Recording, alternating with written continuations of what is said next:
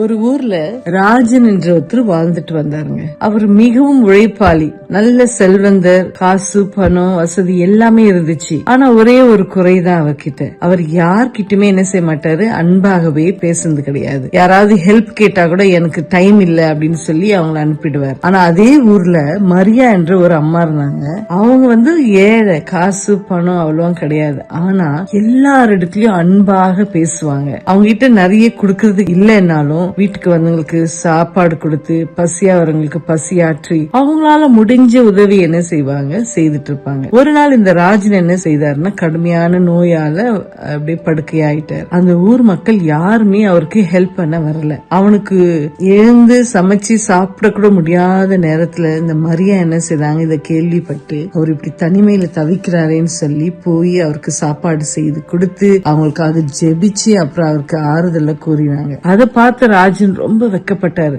நான் ஒரு போதும் உங்களுக்கு ஒரு நாள் கூட என்ன செய்யல, உதவி செய்யல. நீங்க என் பக்கத்து வீடு இருந்தா கூட உங்களை ஹலோன்னு கூட பார்த்து பேசுனதில்ல, எப்படி இருக்கீங்கன்னு கேட்டது இல்ல. ஆனா நீங்க என்கிட்ட இவ்வளவு அன்பா இருக்கீங்களே அப்படின்னு சொன்னாரு. அதற்கு அந்த அம்மா சொல்றாங்க, மரியா, ஏசப்பா எங்களை எப்படி அன்பு செய்தார் தெரியுங்களா, அத போலதான் நாமும் மற்றவர்களுக்கு என்ன செய்யணும், அன்பு செலுத்தணும் அப்படின்னு சொன்னாங்க. இந்த வார்த்தைகள் ராஜனின் இதயத்தை அப்படி தொட்டது. அவரு நல்லா ஆனதுமே குணமடைஞ்சு அவருடைய வாழ்க்கை என்ன செய்தாரு, மாற்றிக்கொண்டார். எல்லா இடத்துல அன்பாக பழக ஆரம்பிச்சார். உதவின்னு கேக்குறவங்களுக்கு அவரால் முடிஞ்ச அளவுக்கு என்ன செய்தாரு, உதவி செய்தார். இத பார்த்த அந்த ஊர் மக்கள் அவர் மாற்றத்தை கண்டு என்ன செய்தாங்க, ஆச்சரியப்பட்டாங்க. அன்பு அவருடைய வாழ்க்கையை மாற்றியது. உண்மையான அன்பு எதிர்பார்ப்பின்றி கொடுக்கப்படுவது. அன்பு மனிதர்களின் இதயத்தையும் வாழ்க்கையும் மாற்றும் சக்தி உடையது. இன்னைக்கு நீங்க யாராவது உதவி கேட்டு செய்ய முடியலையா, இல்ல யாரிடத்திலயும் அன்பு காட்ட முடியலையா, அதை யோசிங்க. யோசிச்சு அதை சரி பண்ணிடுங்க. எல்லாரிடத்திலயும் அன்பாக இருக்கும். அவங்க நமக்கு திருப்பி ஏதாவது ரிட்டர்ன் பண்ணணும்னு தேவையில்லை.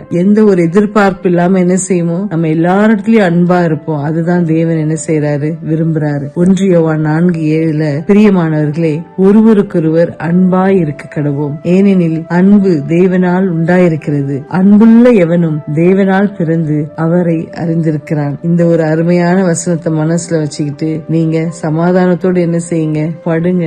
தேவன் உங்கள் அனைவரையும் ஆசீர்வதிப்பாராக. Good night.